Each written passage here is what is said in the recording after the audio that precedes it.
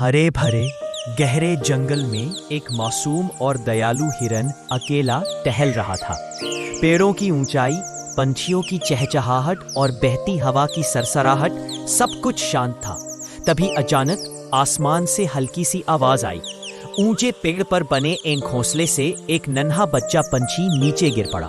उसके छोटे छोटे पंख कांप रहे थे और वो डर के मारे चुपचाप बैठ गया। हिरन रुका, उसकी आंखों में हैरानी थी। वो धीरे धीरे आगे बढ़ा ताकि बच्चा पंछी डर न जाए।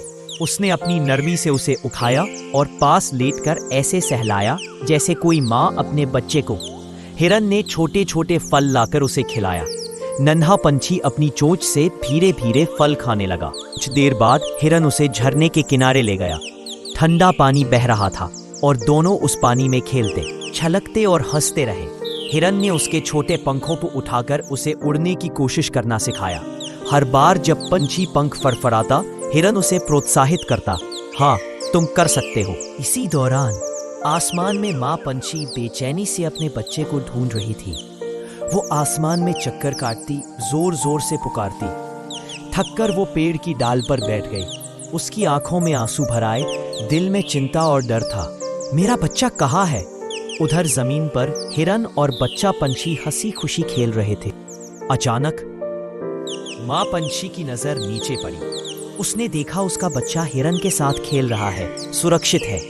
वो तुरंत नीचे उतरी, जमीन पर आकर अपने बच्चे को गले से लगा लिया। उसके पंखों में प्यार, आंखों में आंसू और दिल में राहत थी। हिरन ये सब देखता रहा। उसकी आंखों में भी आंसू थे, लेकिन वो मुस्कुरा रहा था।